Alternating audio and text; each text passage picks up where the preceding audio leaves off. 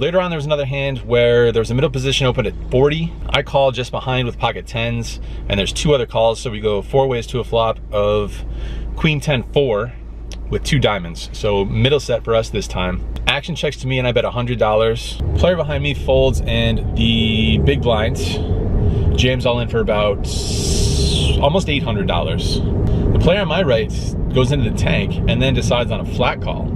I think I have somewhere in the neighborhood of $1,500 or $1,600 in my stack at this point. After the 800, I think I'll have another 700 to 800 behind. So I think it's pretty straightforward jam once again. That's what I do. I go ahead and stick it all in there.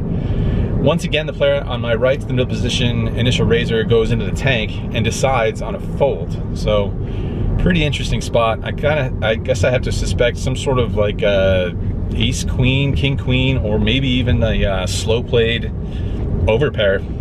Don't really know. Once again, we run it twice. The first board runs out with the flush card coming in. Second board, no flush card. Turns out it doesn't matter because we scoop this one, the big blind mucks. So one big hand that we lose, one big hand that we win. We end up losing somewhere around $160 for the session.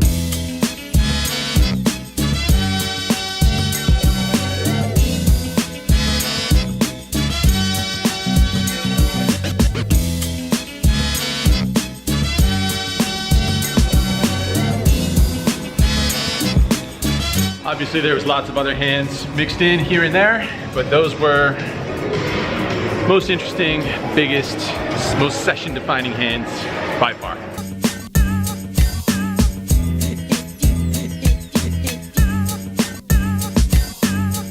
Now we're gonna go for an afternoon session. We're getting an afternoon session in starting earlier today. It's not even maybe 2 o'clock at the PM. That's right, I said PM.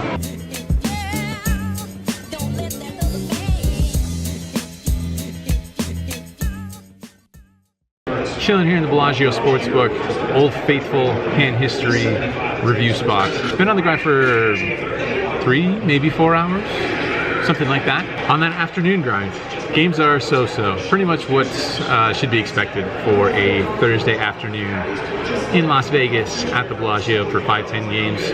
Nothing too crazy going on. Although I say that as I'm about to report a somewhat strange hand that went down. But not a ton of action really. So there's a middle position limp, and I look down at pocket queens in the cutoff. I make it $40. The button puts in a 3-bet, makes it $120. The limper cold calls, and then it's back to me. So I have a little bit of immediate history with the button. We've battled over the past couple of hands. Nothing too major to report, but picked him off in a bluff one hand earlier where I had second pair, and I called him down and he had ace high there. So this is very shortly after that develops. So there's a little bit of history. Not that that's super important or super relevant, but for sure makes me lean a little bit more towards putting in a 4-bet here, having pocket queens in a cutoff versus blind open versus 3-bet situation. Not super deep. I think we maybe have 1200 effective with the button. And there is a limp caller in between who I don't think we want to just allow into the pot for so cheap of a price. You shouldn't really have that strong of a hand, hardly ever. So I think a 4-bet is appropriate, and I size up since there is a caller in between. I make it 400 to go. The button thinks for a little bit, not too long. He lets his hand go. The limper, however, pretty quickly ships it all in there. He also has about $1,250. At this point, I don't think there's too much of a decision to be made. A limp and then a cold call, a flat call of the 3-bet. Like I said, just shouldn't ever be that strong, I wouldn't think. I go ahead and make the call. We run the board out twice. I don't improve my hand at all. I assume I have the winner though because no ace or king shows up. However, my opponent rolls over pocket kings. for a very strange line. Limped in middle position, flat called the 3-bet, the raise in the 3-bet, manages to get the maximum from pocket queens. Can't say I remember the last time I've seen this line. Very surprising when he turned over pocket kings there. Was not expecting to see that. So that puts me in the hole right off the bat, and somewhat heftily. Over a buy-in, stuck city. But yeah, just grinding it out as usual. I don't know how well it's going to go really, because like I said, there's not a ton of action in the game. Several regulars at least, just kind of battling here and there. And like I said, it's just the nature of a afternoon game, afternoon 5-10 game here at Bellagio.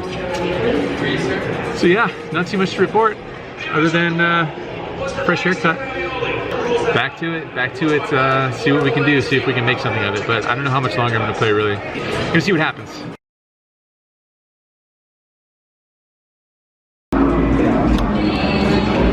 Wrapping it up over here, wrapping up the session over here at the Bellagio. Not that short of a session, about 10 hours. Right about midnight at the moment. So I was gonna go grab some food at the cafe, but I changed my mind. We got a change of plans here. Kind of feel like getting out of the Bellagio, going somewhere that we haven't been before. I feel like it's been a little while since we've been somewhere new together. So even though I'm pretty tired, I feel like we're gonna power through and go check something out real quick. Well, not real quick, but semi-quick. Head somewhere slightly different. And yeah, get off the strip, get off property. There was one interesting hand. Well, there was, you know, over the course of 10 hours, there's gonna be several interesting hands.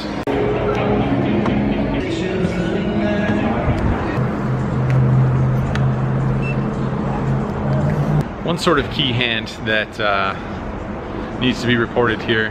There was an early position raise to 40. Early position raised to $40, cutoff 3-bets to $110. Pretty small 3-bet size, and I look down at pocket jacks in the small blinds. I don't really love flat calling in this spot because I feel like my hand is slightly face up for what it is, and I don't like 4-betting either because then I sort of turn my hand into a bluff at this point. If I get jammed on, I think I have to fold the pocket jacks here. In this exact situation. Certainly there's been other times where I've gone with pocket jacks pre-flop. But in this spot, it's a little bit awkward, I think, to put in a 4-bet and then get jammed on by the cutoff. So anyway, I decided to flat call, and the initial raiser calls as well. I kind of felt like the initial raiser might call and we'd be able to see a 3-way flop. And I don't really mind that so much. I'm trying to set mine here, look for a good flop, and just kind of navigate my way in that regard. With the 3-bet sizing being less than 3x, it felt like the early position raiser was certain to come along. There will be times where the initial raiser, the early position player, puts in a 4-bet himself, and then I'm in a pretty tough spot. But hey, how's it going? That's a cool little camera. Yeah, it's pretty handy. Yeah. Yeah. Have a good one. Thank you. Where was I? I feel like it was pretty likely that the initial raiser was going to flat the 3-bets or sometimes raise. Pretty rare that the initial raiser is going to fold there, getting that price. Of course, there's the times where he's going to raise and I'm going to get put in a tough spot and probably have to fold, but that's okay. If I 4-bet, then that's probably going to be the same situation anyway. If that makes sense, which I'm not sure does. I'm not sure I'm explaining my thought process there too well. Anyway, we call, initial raiser calls, and we're off to a flop. Flop comes, I believe, 8-7 deuce rainbow. So we flop ourselves an overpair here. I check it, and the early position player, he bets. Makes it about $150. The cutoff calls, and I don't think I have too much choice here other than calling as well. If we get jammed on, really awkward, whether that's by the early position player or the cutoff. So I think flat call makes the most sense here. Folding obviously out of the question. Turn comes the 10 of hearts, which puts 2 hearts on board. I check it, and again, the early position player puts out another stab. This time for I think about $350. The cutoff folds and I look over at the early position player's stack, and he basically bet about half of his stack. I think he's probably got another 350 behind.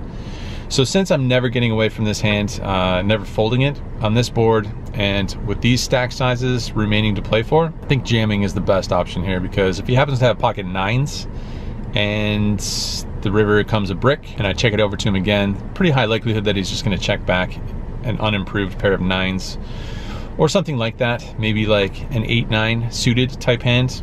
If he does improve on the river, it's pretty tough for me to fold for his last 350. So I feel like jamming all in this spot to sort of get the max when we're ahead, to ensure that we get the max when we're ahead.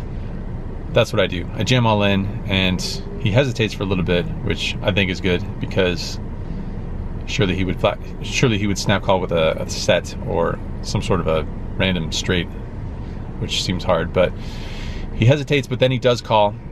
River comes a brick, I show my hand, and it's good. So that's some pretty good news. Scoop that one, and you know, lots of pots, lots of small pots here and there, just grinding it out as per usual. Played average, I think. It's kind of tough to continue to play your best when you're going through a somewhat rough stretch, but had some run good towards the end there. Got into the game for a total of 3,400, I believe, 3,400. Cash out of the game for $3,413. You know what that means? Profit of $13, according to my mathematics.